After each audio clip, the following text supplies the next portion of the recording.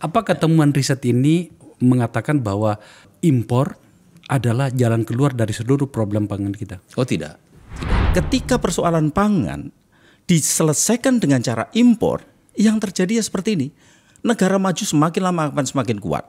Dan ingat tadi, apa yang diungkapkan oleh Henry Kissinger, control food and you control the people.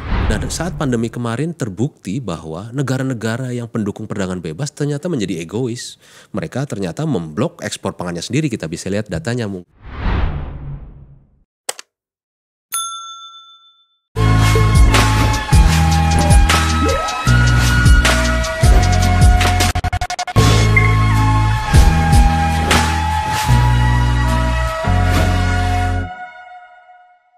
Ini topik yang mungkin tidak menarik. Ini topik yang tidak populer. Tetapi saya pastikan jika Anda mengabaikan topik ini, maka kita baik secara personal atau family atau keluarga dan bahkan secara kebangsaan bermasalah besar. Dan sejujurnya sudah bermasalah. Ini menyangkut dengan pangan. Atas dasar pemahaman itu pula lah maka kemudian lembaga saya di sini bersama dengan teman-teman Negara Institute per Desember tahun lalu 2022 itu menyelenggarakan sebuah riset tentang pangan. Hasilnya telah selesai beberapa waktu yang lalu. Ini hasil risetnya. Judulnya Kedaulatan Pangan, Kedaulatan Bangsa. Tantangan dan arah kebijakan pangan untuk Indonesia Emas. Judulnya terbaca seperti judul Orde Baru, tapi isinya saya yakin tidak Orde Baru karena ekstrim. Hari ini kita akan membahasnya. Riset ini dilakukan oleh sebuah tim di mana kemudian sudah ada di depan saya. Penanggung jawab risetnya memang adalah saya sendiri sebagai direktur eksekutif di sini dengan Saudara Mulyadi, tapi tim risetnya itu dikomandani oleh Mas Muhammad Dian Revindo sudah di depan saya bersama dengan timnya. Saya harus menyebutkan agar kemudian lebih fair produk intelektual ini. Muhammad Dian Revindo, Rizky Deko Praha, Naufal Saki Ar-Rafif, Dr. Uka Wikarya, Nurholis, Sulistiadi Dono Iskandar, dan Kalista Endrina Dewi. Saya lakukan kewajibanku untuk menyebutkan para pakar yang mengejar ini. Pak Revindo sendiri dan timnya juga adalah selain peneliti di Negara Institute juga adalah peneliti di lembaga riset Universitas Indonesia. Mas Revi, terima kasih sudah hadir. Sama-sama Pak. Agar kemudian ilmu yang kita dapatkan menjadi paripurna, saya undang orang yang menurut saya dan saya yakin kita sepakat, orang yang paling memahami tentang dunia pangan kita. Baik dari sudut pandang pangan itu sendiri, maupun barangkali juga mungkin dari sudut pandang politik pangannya. Guru besar dari Institut Pertanian Bogor, Profesor Dwi Andreas. Prof, thank you. Sama-sama, ya, Mas Akbar. Saya sudah membuka tadi seperti itu. Mas Revi, coba jelaskan ke kita apa riset kita dan kemudian bagaimana prosesnya, lalu kemudian bagaimana hasilnya. Silakan. Baik, terima kasih Pak Akbar. Sebelumnya saya kasih peringatan dulu nih Pak Akbar, saya bukan pakar ya, pakarnya ada di sebelah saya. Saya ini peneliti. Peneliti itu modalnya bukan pengetahuan, tapi keingintahuan gitu. Oleh karena itu saya berterima kasih diajak oleh Pak Akbar di Negara Institute untuk riset ini. Riset yang membuka mata saya juga gitu bahwa ada hal yang tidak boleh disepelekan. Di tahun 2045 nanti penduduk Indonesia diperkirakan 320 juta ya Prof. Nah itu mau dikasih makan apa? 320 juta pada tahun 2045. Iya. Artinya sekarang tinggal 20 tahun ya? 22 tahun sekian. Iya. Dikasih makan apa itu artinya makannya apa, diproduksi di mana, dan yang memproduksi siapa atau tidak gitu. Atau ya dan berbagai tantangan lainnya. Nah oleh karena itu kita studi.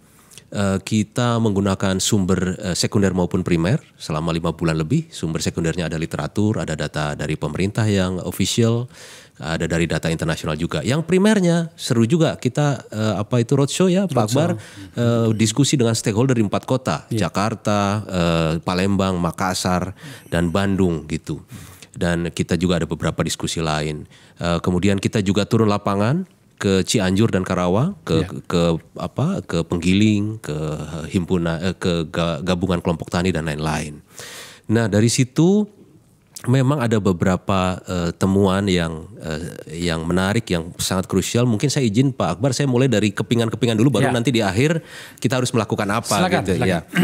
Mau yang positif dulu atau yang negatif dulu? Pokoknya terserah. Ini forum intelektual seperti Anda tahu, kita merdeka di sini, Mas Revi. Yang positif dulu deh ya. Yang positif, terlepas dari berbagai masalah, kelihatannya stakeholder di bawah masih semangat. Semangatnya masih tinggi. Petani semangat. Baik terbaca dari gabungan kelompok taninya maupun HKTI-nya semangat. Penyuluhnya masih semangat. Gitu. Dinasnya di dalam hati itu terlihat betul masih semangat, masih ada harapan gitu. Kalau saja ini dibenahi, mereka masih confidence gitu ya. Kedua itu adalah ini, Bappenas kelihatannya sudah mulai bekerja dan ada hasilnya. Kemarin menaikkan harga pembelian pemerintah dan itu lumayan berdampak. Petani menyatakan lumayan baik, walaupun tentu petani pengen lebih tinggi lagi gitu ya. Dan ketiga, memang pola pangan harapan kita lumayan ada penaikan walaupun tidak secepat yang diharapkan, tapi naik, artinya kombinasi pangannya ada membaik gitu. Itu yang positifnya gitu. Nah yang tantangan ya, pertama gini Pak Akbar, yang paling menarik adalah pandemi menyadarkan kita bahwa sebetulnya tidak semua produk itu harus diandalkan kepada free trade atau perdagangan bebas. Saya sendiri pendukung perdagangan bebas untuk manufaktur. Kalau manufaktur itu, kalau mau banyak ekspor harus banyak mengimpor, global value chain. Jadi kalau kita mau mengundang investasi yang banyak ekspor oriented, kita harus mempermudah impornya. Itu biasa saja. Tapi kalau pangan kelihatannya tidak. Ya, kenapa? Karena pangan itu butuh lokalitas. Nah saat pandemi kemarin terbukti bahwa negara-negara yang pendukung perdagangan bebas ternyata menjadi egois. Mereka ternyata memblok ekspor pangannya sendiri. Kita bisa lihat datanya, mau bisa ditampilkan itu. Tahun 2021 akhir sampai 2022 itu. Nah ini ketika yang di atas itu kan indeks harga pangan dunia naik ya. Ketika pandemi naik, apa yang terjadi negara-negara di bawah itu, Rusia, Ukraina, Argentina, Hungaria, Indonesia termasuk, Algeria, Mesir dan Kamerun itu menghalangi ekspor pangannya. Jadi mereka tidak mengekspor. Artinya mereka menjadi inward looking, selfish gitu, menjadi dirinya mengamankan wilayah daerah sendiri kan, betul, kebutuhan sendiri. Betul, itu produknya juga kita sudah list. Termasuk Indonesia pada akhirnya melarang ekspor minyak goreng juga karena kita sadar bahwa kita kekurangan gitu. Nah artinya apa? Artinya pada saat seperti itu konsep kemudahan akses pangan, ketahanan pangan yang disandarkan pada kemudahan akses dari berbagai negara, harga murah menjadi tidak relevan lagi gitu. Yang penting adalah kemandirian dan kedaulatan gitu. Itu pertama temuan yang penting. Jadi sudahlah gitu, eranya pangan murah yang bisa diperoleh dari manapun bukan tidak lagi layak untuk kita perdebatkan. Harus petaninya disejahterakan, kemampuan produksi dalam negeri itu satu ya. Kedua, temuan berikutnya itu adalah, nah kontras dengan itu kita justru masih asik mengimpor gitu. Tadi angka saya dikoreksi oleh Prof. Andreas. Tadi saya nemuin kalau di total 150 triliun impor, ternyata menurut Prof. Andreas defisitnya aja sekitar 200 lebih. Iya. Dan yang menarik dari data-data ini angkanya terlalu banyak ya Pak Akbar ya. Ciri khas biar kelihatan ini Pak Akbar, biar kelihatan akademis dan kelihatan ilmiah dan biar banyak ya. Biar ini apa? Biar ini risetnya aja ya biar honornya naik juga gitu. Jadi yang kita temui ada dua hal yang menarik. Satu adalah yang diimpor bukan hanya produk-produk yang memang secara alamiah tumbuh di subtropis. Kalau bawang putih ya, tolong dikoreksi ya Prof. Andreas, bawang putih memang lebih cocok di subtropis, gandum apalagi gitu ya. Kedelai juga katanya lebih cocok di subtropis. Tapi bayangkan dengan beras gitu, cabai dan lain-lain itu kan sebetulnya cocok di tropis. Kedua, bukan hanya produk pertaniannya Pak Akbar yang penting di sini, juga adalah input pertanian. Bukan hanya produk pangan maksud saya, input pertaniannya. Kalau kita lihat pupuk organik, pupuk kimia, itu input pertanian. Jadi dari input produksinya saja kita sangat tergantung pada impor. Kalau perdagangan bebas semua negara komit nggak ada masalah gitu. Tapi kalau semua negara besar menjadi egois dengan alat pertaniannya gitu ya, kita jadi ada bisa bermasalah gitu. Bermasalah, sangat bermasalah. Jadi memang kedaulatan pangan mulai dari kesejahteraan petaninya, terus kemampuan industri pendukung pertaniannya, itu konsepnya ya. Lalu berikutnya lahan, memang di daerah ini lahan pertanian itu menyusut drastis gitu. Ini bahaya juga. Menyusutnya karena alih fungsi maupun karena berkurang kualitasnya. fungsinya masih pertanian tapi sekelilingnya pabrik. Ya kan sudah atau perumahan. Perumahan. Ya makanya saya kadang-kadang bercanda sama teman-teman anti kapitalis tapi bisnisnya properti, yaitu jual tanah, jual itu artinya modal negara. Itu kan faktor produksi yang paling utama diperjualbelikan, enggak, ini bercanda ya. Tapi alih fungsi lahan luar biasa gitu menjadi properti atau menjadi industri. Gitu. Ini sebelum lanjut ini pada bagian ini pemirsa kami menemukan terutama di Jawa Barat pada saat kita turun FGD di sana bahwa lahan semakin sempit dan ya namanya juga penduduk bertambah ya, keluarga semakin baru, pertumbuhan keluarga baru itu ternyata sangat tinggi yang kemudian diperparah dengan semakin tidak menariknya pekerjaan petani ternyata. Jadi memang semakin sempurna kita. Lanjut silakan. Jadi rencana tata ruang dan wilayah kita itu memang harus ditegakkan dengan baik. Kalau tidak, jadi harus ada betul-betul daerah yang tidak boleh jadi manufaktur, tidak boleh jadi settlement atau perumahan gitu. Itu di beberapa negara kita tahu ketat sekali, ada yang tidak boleh dikonversi gitu. Kalau zaman saya kecil Pak Akbar, Karawang dan Bekasi itu tempatnya lumbung beras. Sekarang lumbung besi dan beton gitu kan ya. Apakah benar daerah yang sesubur itu yang airnya banyak itu menjadi manufaktur? Ternyata manufaktur juga butuh banyak air juga sama gitu ya. Tapi maksud saya sudahlah yang sudah tapi sebetulnya planning kita mau seperti apa gitu. Ini catatan kita mengutip data 80.000 hektar tiap tahun dikonversi. Itu yang dikonversi belum yang termasuk turun. Setiap tahun 80.000 hektar. Betul, diawali bukan oleh konversi lahan, diawali oleh konversi kepemilikan. Jadi kami pernah mengkaji data Susenas tahun 2003 sampai 2013, konversi kepemilikan di Jawa saja, ini lahan sawah ya, bukan lahan non sawah. Kalau lahan sawah oke lah. Lahan sawah konversi kepemilikan 508.000 hektar. 508.000 hektar. Pada tahun kepemilikan sampai pada tahun dari tahun 2003 sampai 2013. Tapi kalau kita lihat data yang resmi terkait dengan ini, kalau data ini ya memang jadi pertanyaan besar ya. BPN tahun 2012 itu mengeluarkan angka sekitar 8,3 juta luas lahan sawah kita. Nah, tapi setelah itu 2019 berapa tadi luas lahan sawah kita? Luas lahan sawah kita 8,3 juta hektar. Iya, itu dari sawah dari tahun 2012 dari BPN. Iya, dari BPN. Angka resmi dari BPN. Sekarang lalu kemudian tahun 2019 kan dilakukan perhitungan kembali. Di sana ada BPS, ada BPN, ada Kementerian Pertanian. Berapa luasnya? Tinggal 7,4. Bisa dibayangkan dalam tempo 7 tahun lahan sawah kita berkurang 1 juta hektar. Sampai di situ dulu, Prof. Ini menjadi serius kita. Kita selesaikan dulu Pak Mas Revi dari penelitian kita karena tampaknya kita akan mengarah ke situ. Mau tidak mau kita harus bicara tentang lahan. Apalagi yang dicatat dari risetnya Pak Revi. Jadi konsumsi beras masyarakat rumah tangga Indonesia turun 0,62% per tahun, betul ya, Prof? Kalau itu dikonversi menjadi menjadi ubi, menjadi sagu, menjadi sukun ya tidak apa-apa. Tapi kalau konversinya ke gandum, itu bahaya. Dan saya termasuk yang berdosa karena saya suka makan mie instan. Saya suka makan roti. Instan pisang itu. Iya. Jadi kita ini manusia roti sebenarnya. Oke. Saya kalau nggak makan roti sakit perut saya. Kemudian terakhir adalah untuk pembukaan itu adalah kemiskinan di perdesaan dan sektor pertanian itu tinggi. Ya, dan anak muda tidak mau bertani. Coba kita lihat, nah ini datanya. Mohon dikoreksi nanti Prof ya. Yang di atas itu angka kemiskinan di perdesaan itu lebih tinggi daripada perkotaan. Itu satu. Yang kiri bawah upah pekerja dengan di bawah usia 35 tahun itu yang di sektor pertanian jauh lebih rendah daripada di non pertanian. Itu kemudian membuat tidak ada lagi orang yang mau jadi petani. Betul. Lalu yang di kanan ini adalah menunjukkan persentase usia 15 sampai 24 tahun yang bekerja pada lapangan pekerjaan pertanian, manufaktur dan jasa. Kita lihat tinggal kurang dari 20% di tahun 2021 yang bekerja di sektor pertanian. Belum lagi fakta bahwa selama ini kita salah memahami, saya termasuknya salah memahami petani itu ternyata di lapangan itu ada pemilik lahan dan ada buruh tani. Itu dua itu masalahnya berbeda. Kalau petani tentu masalahnya pada return yang dia dapat kalau mengolah lahannya.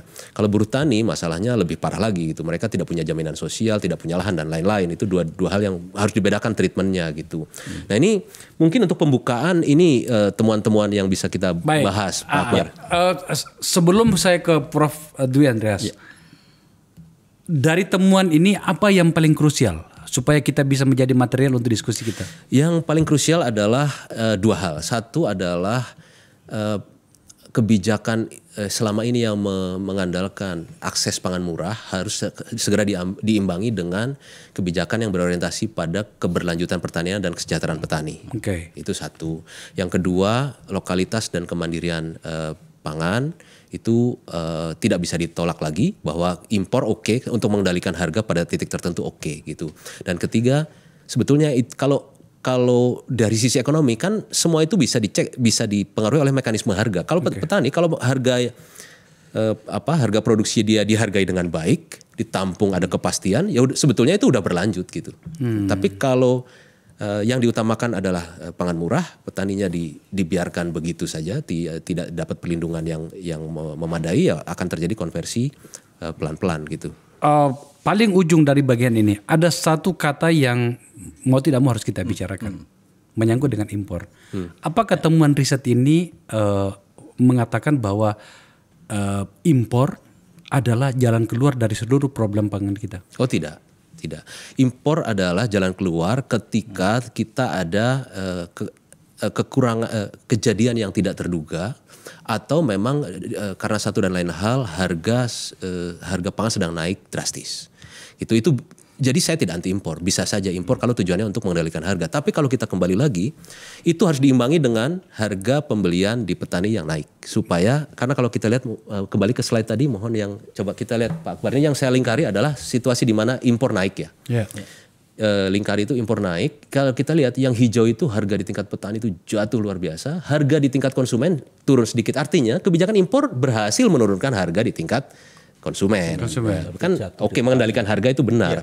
Tapi yang hijau ini harus diatasi dengan cara apa? Harga pembelian pemerintah naik, atau pemerintah meningkatkan kemampuan cadangannya supaya dia jadi pemain besar.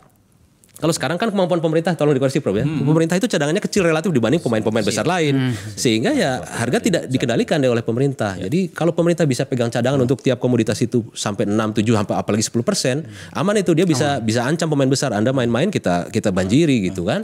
Itu harus diperkuat tuh, cadangan pemerintahnya harus naik. Nah, sehingga, dan kalau kita lihat jatuhnya harga di tingkat petani bukan hanya pada saat impornya, beritanya saja Pak Akbar baru diberitakan sudah jatuh. Itu udah kelihatan tuh, sebulan sebelumnya baru kabarnya udah jatuh. Artinya daya tawar petani lemah sekali. Saya ke Prof Dwi Andreas. Pada akhirnya kita ini tadi teman riset. Bisa debatable di situ gitu kan. Tapi pertanyaan saya itu begini Prof. Sebenarnya kita ini telah merencanakan menyangkut masalah pangan ini sudah benar enggak sih? Sebenarnya kita telah berada pada frame yang tepat enggak sih dalam menempatkan diri kita dalam konteks pangan dunia enggak sih? Pertanyaan-pertanyaan seperti ini penting karena tadi temuan dari riset dari Nagara Institute ini yang dijelaskan oleh Mas Revindo itu mengatakan ternyata harus ada perubahan cara pandang melihat semua ini. Silakan Prof. Ya, saya ingin mengutip pernyataan Henry Kissinger tahun 70-an. Beliau menyatakan, control oil and you control nation, control food and you control the people. Jadi itu. Jadi negara-negara maju pun jangan disangka negara-negara maju itu kemudian mengabaikan soal pangan. Sama sekali tidak. Dan saat ini 65% pangan yang diperdagangkan di dunia diproduksi oleh siapa? Negara maju. Tahun 60-an negara-negara berkembang itu menjadi salah satu produsen pangan utama. Tapi mulai tahun 80 90-an peran ini tergeser. Tergeser oleh siapa? Negara maju. Dan saat ini negara berkembang 98% pangan yang diperdagangkan di dunia internasional diimpor oleh negara berkembang. Negara maju sebagai produsen utama pangan di dunia. Jadi ini yang harus menjadi catatan penting bagi kita bersama. Ketika persoalan pangan diselesaikan dengan cara impor, yang terjadi ya seperti ini. Negara maju semakin lama akan semakin kuat. Dan ingat tadi apa yang diungkapkan oleh Henry Kissinger, control food and you control the people. Ini yang ucapan yang pasti akan terngiang-ngiang di benak kita terkait itu.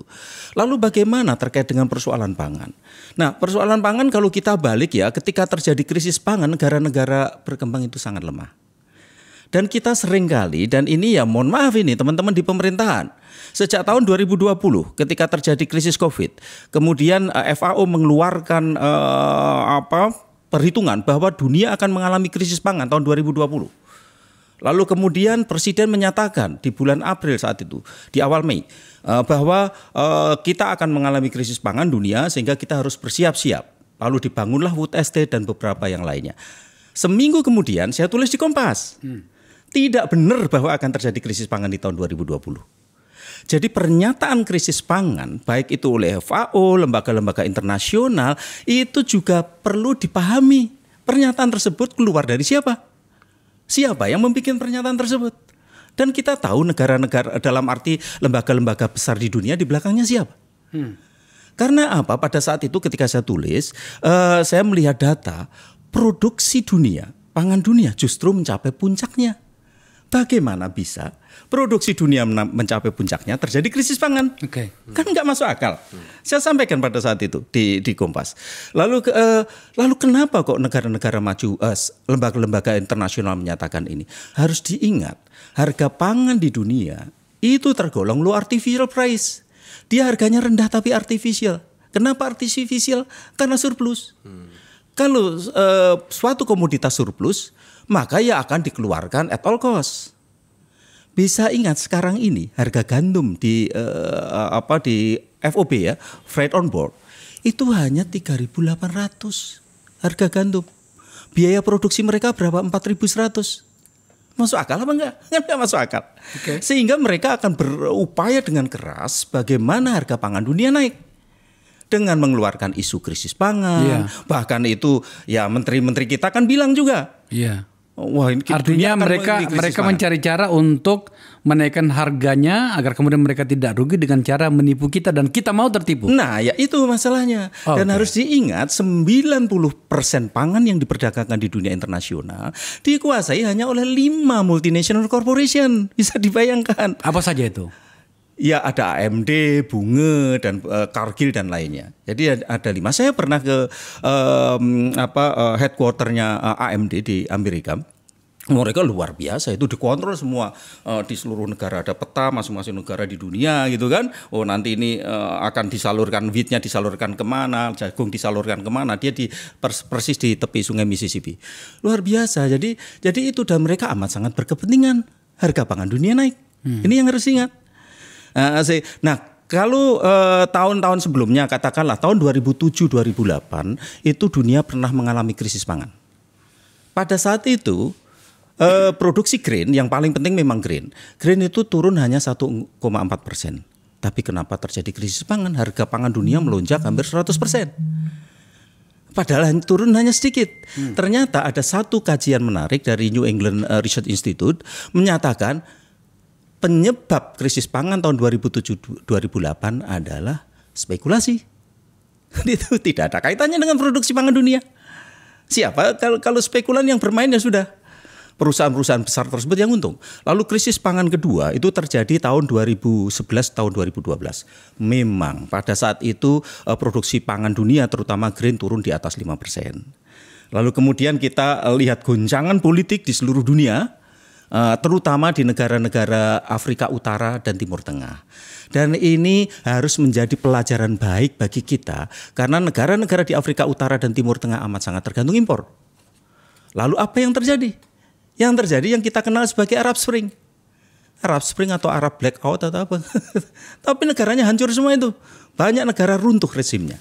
Jadi itu lalu kemudian tahun 2020 dikabarkan krisis pangan, saya bantah nggak akan mungkin dan ternyata tidak. 2021 sampai 2023 Sri Mulyani juga menyatakan akan terjadi krisis pangan.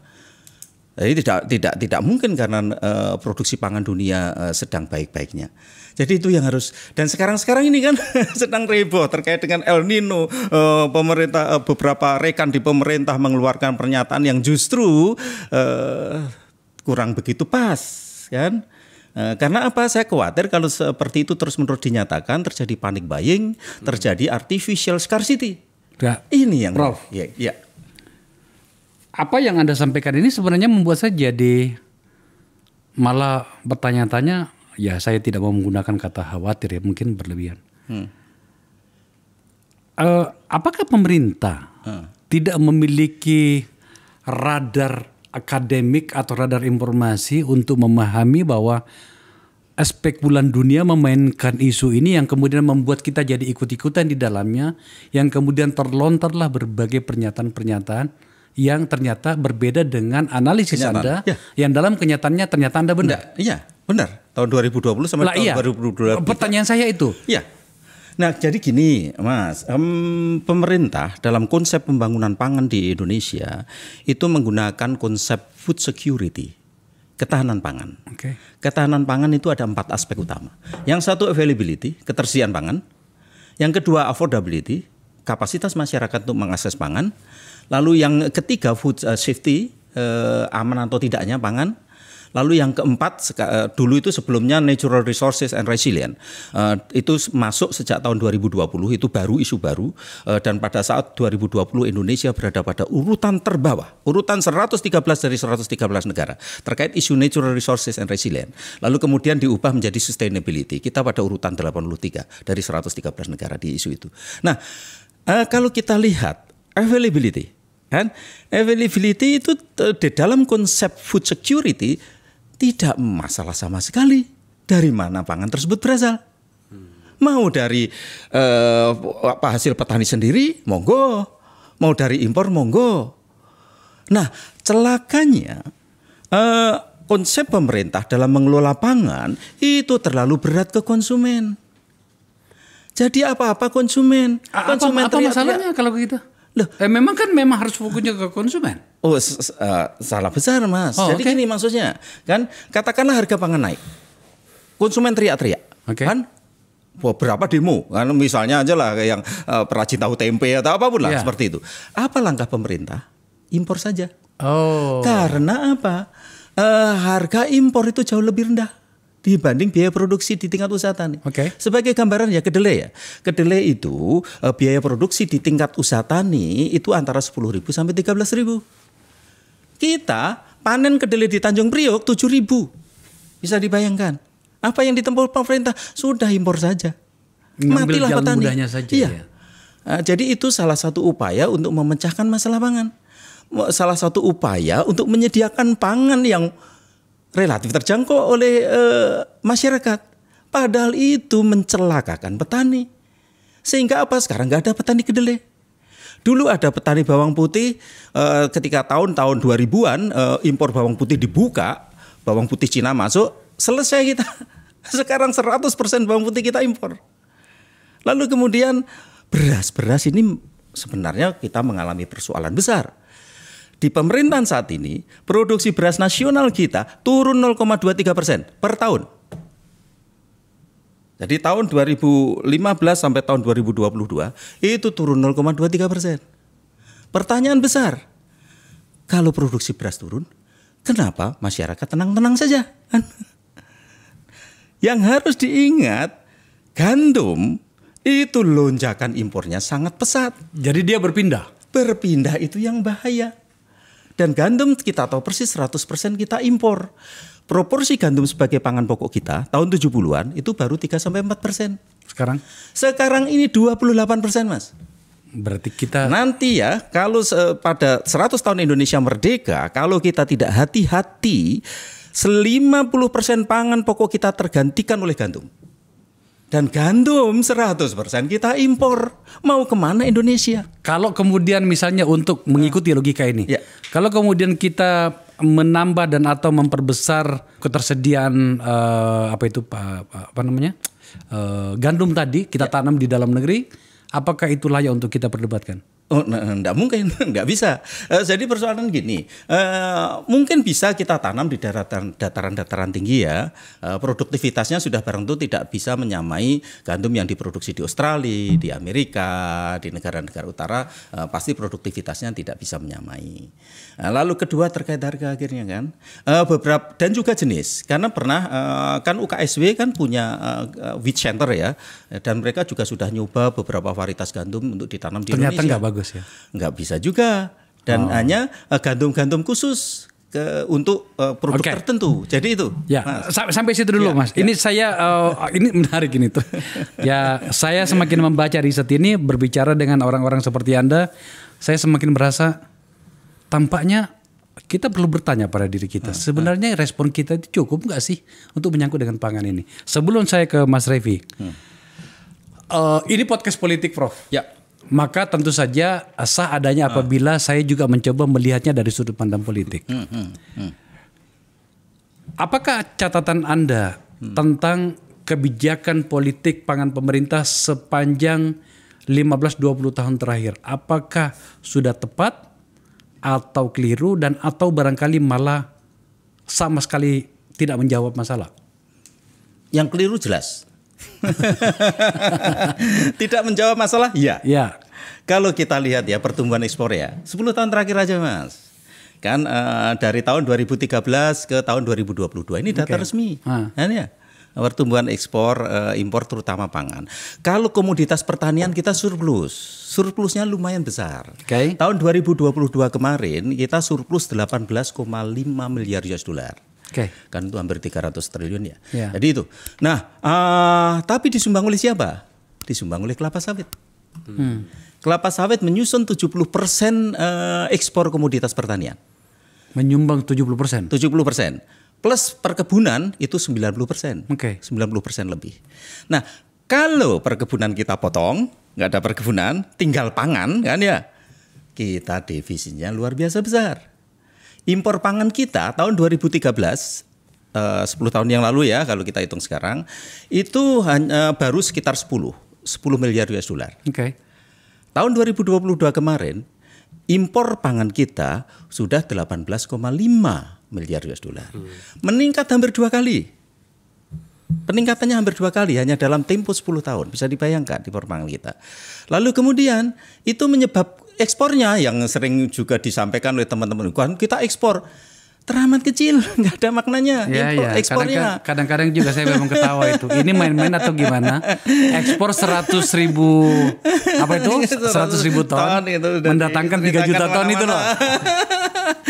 Nah, sekarang kita lihat defisitnya kan, karena impor sedemikian besar, ekspornya sangat kecil, defisit kita, Mas, melonjak dari 8,9 miliar US dollar tahun 2013 saat ini sudah 16,2. Mas, hampir 2 kali lipat. Betul. Defisitnya. Prof, angka itu kita catat. Ya. Tapi maksud saya dari sudut pandang politiknya, lah terus sebenarnya menurut catatan Anda, kebijakan politik pangan kita selama 15-20 tahun terakhir ini sebenarnya gimana sih? Karena tampaknya pertanyaan ini ingin jawaban atau dari apa yang Prof sampaikan tadi, jawabannya ternyata kita keliru, salah, dan seterusnya dan seterusnya. Ya, karena memang gini, Mas, saya tahun 2014 membantu Pak Jokowi JK kan, dalam tim transisi menyusun konsep pembangunan pertanian. Tahun 2000 cerita lama, Mas. Cerita lama. Kami diminta menyusun konsep terkait dengan kedaulatan pangan. Karena pada saat itu kan Pak Jokowi menginginkan Indonesia harus berdaulat atas pangan. Itu dulu itu bosnya Anies Baswedan saja. Jangan sebut-sebut itu. Saya di infrastruktur, Mas Anies di situ. Oke, lanjut. Itu kan udah kami susun konsep itu. Lalu kemudian ya saya tidak mau cerita terkait itulah politik lah ya. Yang jelas konsep yang kami susun beberapa dilakukan, Mas. Dalam arti misalnya penggantian Raskin Rastra menjadi BPNT. Kalau sekarang ini Bulog ribut terkait perubahan Raskin Rastra menjadi bantuan pangan non tunai, itu kalau mau tunjuk hidung saya karena kami yang mengkonsep kan itu. Karena apa? Pada saat itu kami menemukan Raskin Rastra itu memboroskan uang negara sampai 40%. Bisa dibayangkan kan, kalau Raskin Rastra 20 triliun berarti uang yang menjadi hak masyarakat 8 triliun lenyap tiap tahun. Lalu kemudian berbagai subsidi pupuk itu kan nilainya sekitar 30 triliun ya. Kami melakukan kajian juga pada saat itu, ini pemborosannya juga luar biasa besar. Sehingga kami usulkan menjadi direct payment kan ke petani. Dan baru beberapa bulan lalu Presiden memutuskan menjadi direct payment, dan sekarang Kemenko Perekonomian dan beberapa teman yang lain sedang menggodok mekanismenya. Jadi itu. Jadi ada beberapa hal yang lain, Mas. Jadi banyak kami konsepkan sesuai dengan tadi yang disampaikan Mas Revi, ketahanan kedaulatan pangan itu seperti apa. Jadi itu. Itu kami konsepkan ke sana. Tapi yang terpenting yang tidak pernah disentuh, Mas, Kementerian Keuangan. Kenapa? Bisa dibayangkan tarif impor komoditas-komoditas penting itu 0%, Mas.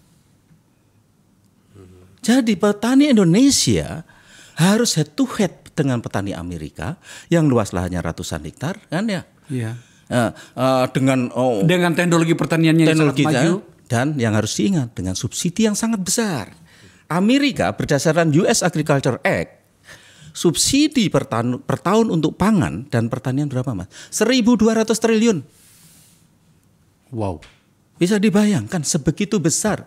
Petani di Eropa sudah memberikan ini petaku, saya mau tanam 100 hektar. Dapat 250 euro per hektarnya. Kita di sini ada nggak subsidi? Ya subsidi pupuk itu. Ikut tak? Subsidi pupuk 30 triliun. Subsidi bibit gitu, belum ada. Nah itulah itu yang kami kritik. Kalau benih digratiskan itu kami kritik keras, karena petani diajarkan tidak menghargai benih. Karena komponen benih kecil sekali, Mas, hanya 2% dari total biaya usaha tani. Jadi seakan-akan kalau menggratiskan bibit itu seakan-akan kita terlalu baik, padahal sebenarnya itu bagian dari problem. Loh, iya problem. Karena apa? Kemudian menganggap benih itu nggak penting sehingga gratis. Padahal di situlah intinya. Di situ intinya 60% produksi pertanian ditentukan oleh benih. Jadi itu. Kalau pupuk ya tadi yang disubsidi siapa? Kan ya pabrik pupuk kan, bukan langsung ke petani. Untuk itu kenapa kami mengusulkan subsidi langsung. Kan sehingga 100% yang dianggarkan pemerintah 30 triliun 100% masuk ke petani. Kami tahun 2020 pernah melakukan kajian dengan salah satu lembaga yang amat sangat powerful lah, nggak perlu saya sebutkan namanya.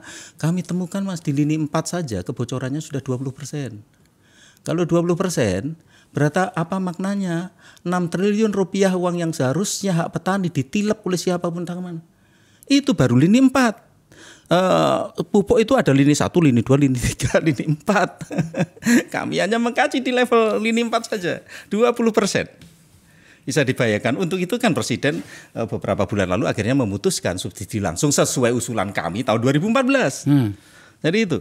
Oke. Wow. Ini pemirsa, coba kita baru sampai di sini saja, ternyata terlalu banyak yang harus kita lakukan. Mas Revi, Anda boleh merespon dari disampaikan oleh Prof. Dewi Andreas, tapi mungkin lebih bagus Anda merefer dari apa temuan kita di sini. Pada pertanyaan seperti ini, sebenarnya dari sisi kebijakan pemerintah menyangkut dengan pangan, kalau bisa coba tolong identifikasi ke kita, mana yang telah benar dan layak untuk diteruskan, mana yang harus kita review karena ada beberapa perbaikan, dan mana yang ternyata ini memang menjerumuskan. Lebih jeleknya lagi kalau bisanya Anda menemukan bahwa ternyata ada tanda petik sponsor di balik kebijakan itu yang membuat petani kita semakin terpuruk. Ya, saya mau merespon dulu ya Pak Akbar. Jadi nyambung ya, kalau Prof. Andreas ada di tim transisi 2014, itu nyambung dengan temuan kita bahwa pada visi nawacita Pak Joko Widodo, Pak Presiden 2014-2019 ada kedaulatan pangan. Ini berarti karena beliau ini. Ini nyambung nih. Belakang layar kami, Mas. Oh, siap. 2019-2024 tidak muncul lagi. Nah, munculnya adalah hanya bagian dari konektivitas ke sentra-sentra pertanian. Tetapi konsep kedaulatan ini tidak muncul karena mungkin Prof. Andreas sudah tidak di situ lagi. Enggak lah, masih lah. Bantu di belakang layar. Itu pertama. Kedua tadi kebijakan pilihannya banyak ya. Saya mau ambil ilustrasi sedikit. Uni Eropa ketika berdiri punya program namanya Common Agriculture Policy ya, Prof. Yes. Kenapa? Ternyata Eropa yang kita bayangkan pencakar langit, gedung tinggi, teknologi, enggak. Mereka mengidentifikasi bahwa identitas mereka aslinya adalah orang desa dan petani. Oleh karena itu kalau orang jalan-jalan ke Belanda yang difoto adalah kincir air, kemudian pakai kelom, pakai pakaian sederhana. Kalau kita lihat iklan Swiss gunungnya dan segala macam, sebenarnya kami tahu masyarakat petani. Nah, karena itu mereka punya subsidi. Dulu subsidinya berdasarkan produksi pertanian. Ternyata kemahalan. Kenapa? Karena produktivitasnya tinggi, revolusi hijau, produksi banyak, nggak sanggup. Dirubah jadi subsidi berdasarkan luas lahan. KO lagi karena yang punya lahan adalah para bangsawan. Jadi mensubsidi bangsawan. Tapi itu menunjukkan kepada kita bahwa mereka komit untuk menjaga petani. Cuma memang subsidi itu mahal. Jadi kalau mekanisme yang lebih murah itu yang mekanisme harga. Jadi pemerintah entah caranya mau pakai apa itu resi gudang atau mau memperkuat Bulog, dia jadi pemain yang kuat di tengah. Dia beli agak dengan harga baik, lebih tinggi lagi dari petani, dia lepas ketika harga tinggi itu lebih murah karena hanya nombok selisihnya atau bahkan tidak perlu pakai selisih daripada menyubsidi gitu ya.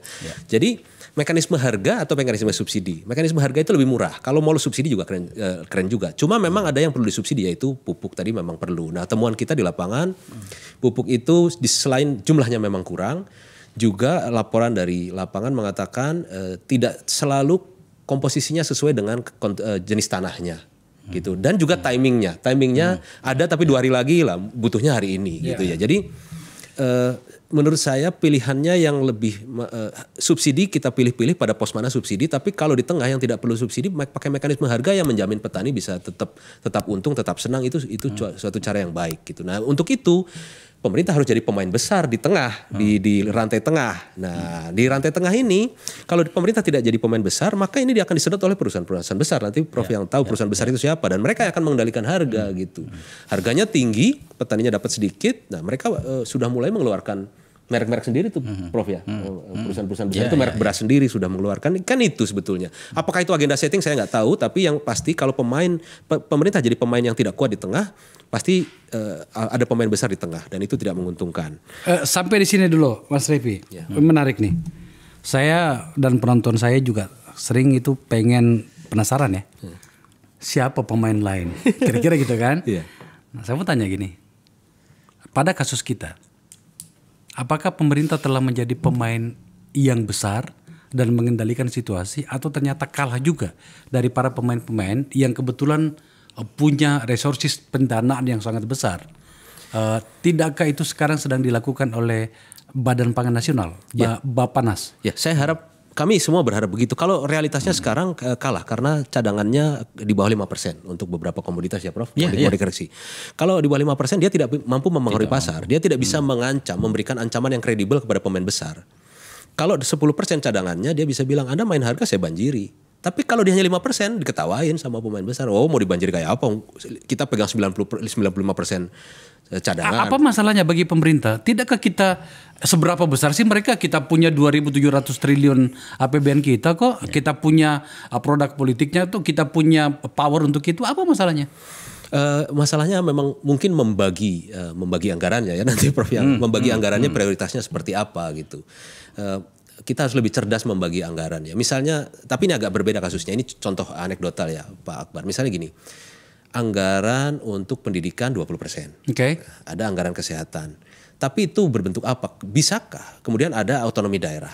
Kalau itu dirubah misalnya, atau sebagiannya diambil untuk menyediakan pangan tambahan untuk anak sekolah di jam 10 pagi atau di sore hari gitu ya. Itu diambil dari petani atau kelompok tani atau dari koperasi atau BUMDes lokal.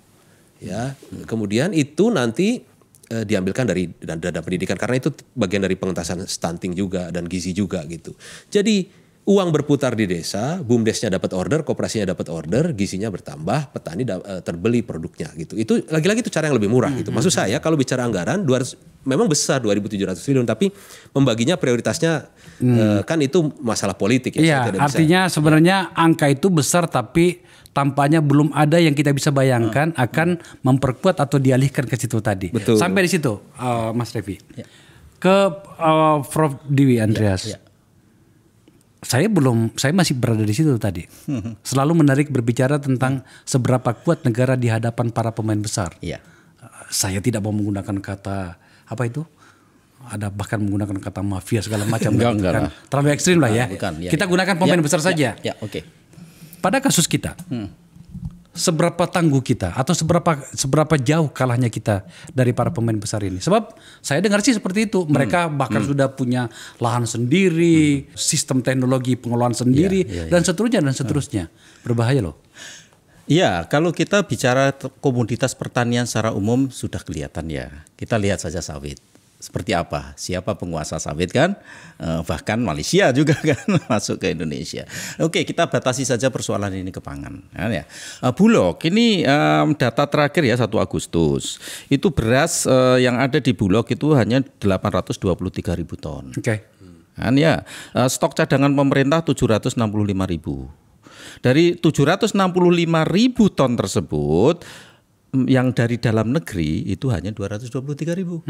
Yang 540.000 dari impor. Itu kondisi kita ya. Ya, saya dengar sih ada total 2 juta sih untuk yang rencana impor itu. Nah, itu yang kami kritik keras kan. Jadi sebenarnya pas tahun 2015 akhir di Desember 2022 karena harga mulai naik cukup tinggi, lalu pemerintah tiba-tiba memutuskan impor. Lah saya judek lah, impor kok di bulan Desember diputuskan 500.000 untuk mengendalikan harga di Desember Januari, gimana caranya? Impor perlu waktu paling tidak 2 sampai 2,5 bulan. Okay. Betul juga, beras baru masuk ketika panen raya. Itu catatan. Lalu kemudian di bulan Maret diputuskan impor lagi 2 juta ton. Pada saat pasar lagi melimpah nih. Iya.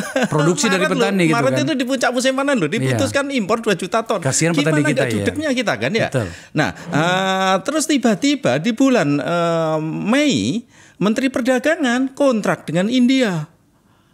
Kontrak impor 1 juta ton. Oke. Untuk itu saya mewanti-wanti, saya amat sangat dekat dengan Mas Arief Adi Prasetyo kan, Kepala Bappenas, dan beberapa teman di pemerintahan. Hati-hati Mas terkait dengan impor ini. Karena kalau petani kecewa lagi, selesailah sudah. Apalagi kita menghadapi El Nino. Kan itu. Karena apa? Tadi kan juga sudah ditunjukkan oleh Mas Revi. Ketika ada impor, harga langsung turun. Pasti. Nah, jadi itu mekanisme itu juga yang harus diperhatikan. Dan rusaknya harga tahun 2019 sampai tahun 2022 karena apa? Impor tahun 2018. Sehingga harga jatuh, petani males, dan tahun 2021-2022 NTP nilai tukar petani tanaman pangan hanya 98,5. Apa makna NTP 98,5? Tanam padi rugi Mas. Nah kalau tanam padi rugi lah, terus nanti yang mau nanam padi siapa kan? Persoalannya di situ. Iya. Untuk itu mengapa 3 tahun berturut-turut 2020, 2021, 2022 kita mengalami iklim lanina, iklim kemarau basah. Produksi padi nggak meningkat sama sekali. Tahun 2020 hanya meningkat 0,4%, tahun 0,09%, tahun 2021 justru turun 0,42%. Jadi petani nggak ada keinginan untuk meningkatkan produksi. Prof. Ya. Saya dengarkan Anda itu, tapi sebenarnya saya membawa memori saya kembali ke banyak tahun yang lalu. Ya. Tidakkah angka-angka ini, narasi ini sudah Anda lontarkan bersama dengan para pengamat yang lain gitu ya? Iyalah. Sudah bertahun-tahun bahkan berpuluh tahun. Kenapa kok kita seperti selalu kembali ke titik nol? Ya itulah Mas. Kan ini kan masalah pangan ini kan tarik ulur kepentingan politik ya. Kalau apalagi yang kita lihat aja lah, setiap pemilu pasti ada 1-2 presiden yang menyatakan kita akan pangan murah, program kami pangan murah. Matilah petani. Kalau ada sekali lagi nanti ada presiden yang menyatakan ingin menyediakan pangan murah bagi rakyat, mati. Karena apa? Kita ingat Mas, tahun 2008 sampai tahun 2018, 10 tahun ya, itu total impor 8 komoditas saja. Itu meningkat dari 8 juta ton ke 27,6 juta ton Mas. Hanya dalam tempo 10 tahun meningkat hampir 20 juta. Tahun 2019 turun. Memang mungkin karena musim pemilu kan. Tapi 2020, 2021 ini meningkat lagi. Bahkan tahun 2021 melebihi yang tahun 2018. Jadi itu yang terjadi. Jadi kalau bagaimana menyediakan pangan sudah impor.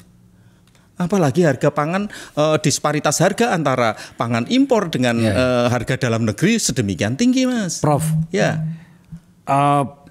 Saya kembali ke karakter Akbar Faisal Uncensored. Ini podcast politik ya. Dan saya pengen Anda nggak apa-apa. Anda layak untuk berbicara apa saja karena Anda seorang akademisi yang terukur. Kita bisa melihat itu. Tampaknya dunia pertanian dan atau apa yang berhubungan dengan pangan itu oleh banyak rezim itu lebih banyak dilihat dari pendekatan dan disentuh dengan cita rasa politik. Nah, setuju. Ini kan akan ada pemilu lagi. Iya. Anda tadi nanti muncul lagi. Anda sudah mengatakan beberapa tadi bahwa jangan lagi gunakan kata pangan murah segala macam karena itu membunuh petani dan segala macam. Sebelum ke Mas Revi, saya mau tanya pada Anda. Coba berikan kita ukuran. Sebenarnya kebijakan pangan yang tepat dari seorang calon presiden itu nantinya kan mereka akan berkampanye nih. Itu mana yang layak untuk kita supaya publik atau penonton saya di sini sudah tahu. Akan tahu ketika ada yang berkampanye tentang pangan mengatakan oh ini calon presiden bohong atau tidak. Coba berikan kami panduan. Ya, yang jelas kalau ada presiden menyatakan pangan murah itu jelas bohong. Dan itu pasti akan mengambil jalan-jalan pintas untuk menyediakan pangan murah bagi masyarakatnya. Nah, satu hal yang sangat penting, ya walaupun setiap presiden juga menyatakan ini, kesejahteraan petani harus menjadi kunci utama. Kalau petani sejahtera, maka otomatis berbagai hal tadi bisa kita selesaikan satu persatu. Impor pangan bisa kita turunkan dan lain sebagainya. Nah, jadi itu sejahtera. Tapi seringkali juga kesejahteraan petani ini menjadi hanya wacana dan jargon. Karena apa? Nggak nyambung dengan kebijakan yang dilakukan oleh pemerintah. Tadi sudah saya sampaikan selama 10 tahun terakhir impor pangan kita melonjak hampir 2 kali lipat. Defisit kita juga melonjak hampir 2 kali lipat. Dari 8,9 ke 16,2. Ke 243 triliun defisit perdagangan pangan kita. Jadi nggak nyambung. Petani, ya kita lihat datanya. 62% gaji buruh tani itu 62% dari buruh bangunan. Ngapain jadi petani ya? Iya, lebih baik pergi ke kota cari pekerjaan apa di sana. Iya, jadi tukang batu. Lalu terus kemudian kalau kita lihat dari 17 subsektor usaha di Indonesia, sektor usaha apa yang pendapatannya paling rendah? Sedulur tani. Nah, saya tiap menit dapat kabar dari sedulur tani karena saya ketua umum Asosiasi Bank Benih dan Teknologi Tani Indonesia, Mas. Ini ada di 20 provinsi, di 90 kabupaten. Jadi setiap saat kami dengar keluhan mereka. Jadi tolong perhatikanlah untuk nanti calon presiden siapapun. Tolong dengarkan keluhan petani dan jangan berbohong. Itu aja lah. Tentang apa program itu ya? Iya. Oke. Mas Revi, dari hasil riset Anda itu, apa yang bisa kita tawarkan kepada para calon presiden ini? Tinggal 67 bulan ini. Untuk menjadi skala prioritas dari kebijakan mereka yang tadi kan Pak Prof. Dwi Andreas tadi sudah mengatakan jangan lagi membohongi kita dengan jargon yang mengatakan pangan murah lah dan segala macam. Petani. Oke. Yang kita maju selangkah. Yang kira-kira bisa kita jadikan kompas untuk menilai dan menjadi rekomendasi bagi calon presiden. Apa kira-kira? Ya, Pak Akbar, sebelum masuk ke poin-poinnya ya, bagi saya akan melihat antara kalau visi, di tingkat visi pasti semua calon presiden dan wakil presiden pasti bagus-bagus. Pasti bagus. Dibikin oleh tim yang sangat pintar menulis proposal. Nah, saya juga diminta. Tapi yang penting kalau di tingkat yang terlalu teknis juga tidak relevan. Karena itu pasti ada tim yang ahlinya. Ya, nanti kalau milih menteri yang ahli dan lain. Yang menarik adalah arah kebijakannya. Arah kebijakan itu 5 tahun mau dibawa kemana? Tujuannya ke sana, oke tidak akan sampai dalam 5 tahun. Tapi arahnya sudah benar nggak gitu ya? Itu yang saya mengajak audiens tuh publik coba cek arah kebijakannya pas nggak, realistis tapi bagus gitu. Contohnya gini, yang paling pertama adalah dia harus bisa menjelaskan kehadiran negara sebagai stabilisator itu akan seberapa besar dengan cara apa? Apakah bulognya mau gudangnya mau ditambah tiap kabupaten atau dia mau bekerja sama dengan pemilik gudang swasta dengan sistem resi gudang atau sistem apapun? dan dia bisa menjamin harga yang menjamin petani untuk bisa sustain bisnisnya. Kenapa? Ambil contoh di Karawang, upah minimumnya 5,3 juta, Prof. Paling tinggi tuh di Indonesia. Sedangkan mengelola sawah 1-2 hektar itu menghasilkan sekitar 6 juta per 5 atau 6 juta per musim gitu ya, nggak ketemu. Apalagi rugi Mas 2 tahun terakhir. Betul. Apalagi tanahnya disertifikasi, ketika disertifikasi harganya naik. Datang cukongnya gitu. Ini duit ditaruh di meja, udah goyang gitu. Jadi sertifikasi itu program yang baik. Tapi tanpa literasi keuangan petani dan tanpa insentif harga yang baik, habis tanahnya pasti beralih ya. Itu satu. Yang penting adalah arah kebijakannya, kehadiran negara itu seberapa kuat di masing-masing komoditas, terutama di tengah sebagai stabilisator. Kedua adalah dia harus mampu menjelaskan secara konkret, memperkuat daya tawar petani itu caranya apa? Apa yang Anda tawarkan? Misalnya salah satunya adalah koperasi multi pihak. Kan kalau banyak terjadi sekarang petani itu adanya di koperasi produsen. Nanti dia ketemu dengan, tapi untuk mengangkut barangnya dia ketemu dengan pengusaha transportasi. Dia kalah lagi. Dengan penjual pupuk, dengan penjual bibit, dengan penjual obat. Tapi kalau semua pihak itu ada dalam satu koperasi. Berada dalam satu koperasi, dikonsolidasikan ke situ. Transaction cost-nya selesai di dalam. Itu bisa dikendalikan harga segala macam. Betul, selesai sesama anggota. Jadi itu salah satu cara memperkuat petani, posisi petani. Dan komitmennya untuk membuat pangan itu jadi produk yang sacred, bukan produk yang diperjualbelikan dengan mudah, tapi sacred, memang itu sakral dan lokal gitu. Kalau itu, dan dia harus bisa memberi insentif bagi generasi muda untuk melanjutkan pertanian. Yaitu caranya apa? Tentu susah anak muda disuruh untuk belepotan gitu ya, berterik matahari, tapi mereka bisa tertarik, program trainingnya, program pembiayaannya bisa membuat mereka tertarik untuk masuk di jasa pendukung pertanian. Jasa pendukung pertanian. Kan tadi itu di dalam satu unit koperasi itu tadi kan bisa dilakukan itu. Mereka bisa bikin jasa pergudangan, transportasi, itu anak muda gitu. Nah itu semua yang bisa membuat mereka memperkuat pertanian. Terakhir Prof. Dwi Andreas. Saya kita tadi belum terlalu mendalami soal teknologi pertanian. Saya pernah datang ke sebuah lahan perkebunan apple di sekitar Los Angeles sana di Amerika. Itu orang Vietnam yang datang ke sana 3-4 tahun sebelumnya. Tapi karena dia didukung oleh teknologi pertanian, dia sendiri loh, untuk beberapa hektar dia sendiri. Dan ternyata berhasil. Dia bisa memasok kebutuhan kota Los Angeles yang luar biasa. Kota New York maksud saya, yang luar biasa besarnya situ.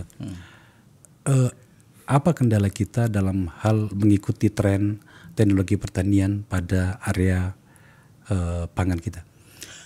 Teknologi itu terkait dengan pendapatan petani, Mas. Sederhananya sebenarnya seperti itu. Apakah petani itu melek inovasi dan teknologi? Ya. Tapi dari mana mereka mampu melakukan itu semua? Ini persoalan besarnya.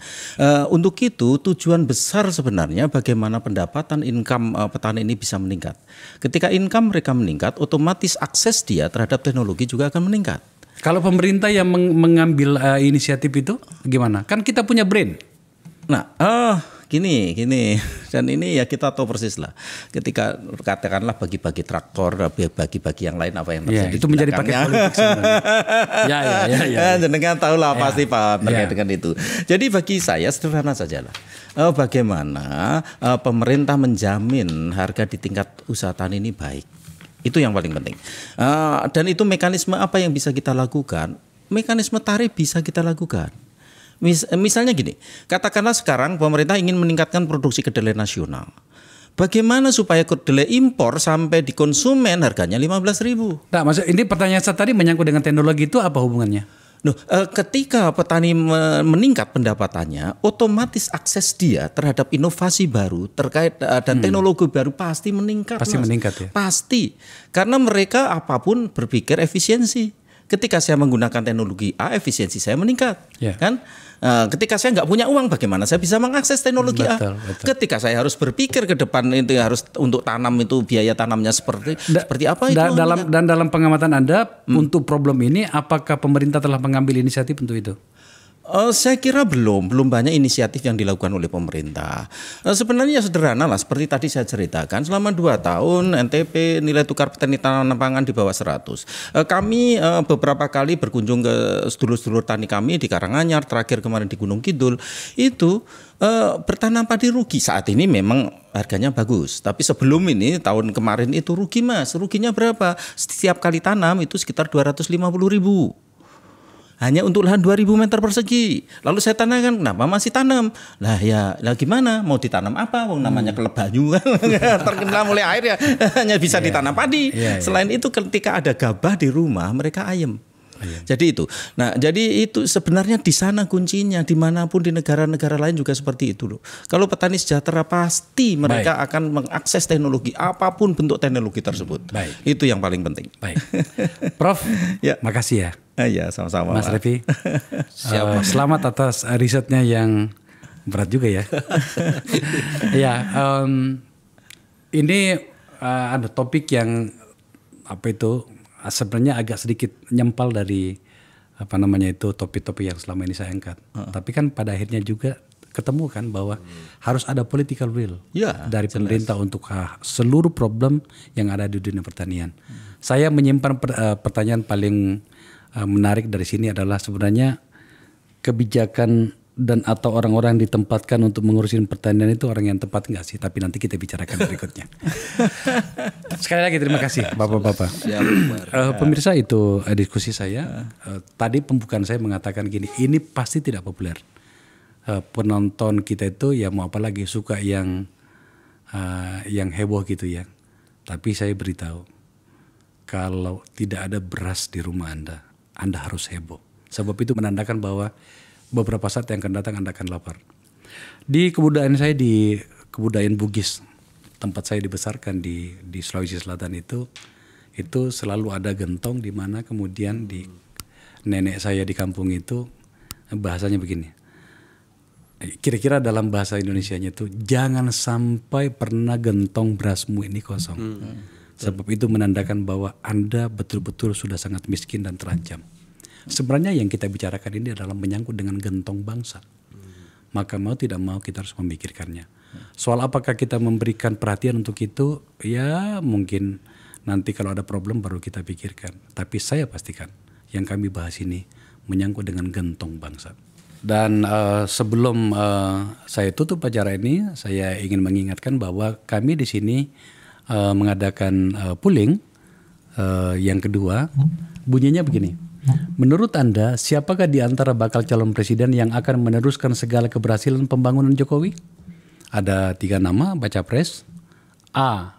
Ganjar Pranowo, B. Anies Baswedan, C. Prabowo Subianto. Silahkan memilih menurut pikiran Anda. Terima kasih telah menyaksikan acara.